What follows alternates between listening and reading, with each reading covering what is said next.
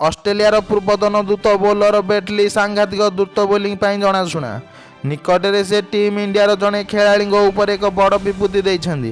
बेटली विश्वास करन जे यही खेलाड़ी दिने टीम इंडियार विश्वकप चैंपियन रहिबे।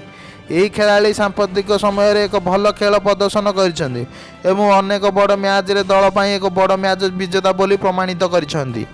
बेटली विश्वास करती जे भारतर फॉर्म बैट्समैन सूर्यकुमार यादव दिने भारतीय दल को विश्वकप जितबार साहाय्य कर गुरुत्वपूर्ण भूमिका ग्रहण करेंगे।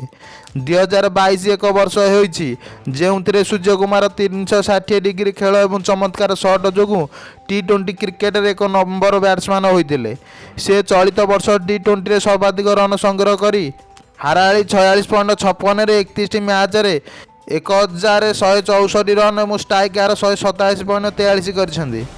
बेटली यूट्यूब चैनल कहते T20 विश्वकप सूर्यकुमार मो पर अन्यतम मुख्य आकर्षण थिला। से समान मनोभाव सह बैटिंग जारी रखिछन्ति। से केवल बड़ स्कोर करेंगे नहीं, से दिने टीम इंडिया पर विश्वकप मध्य जितबे।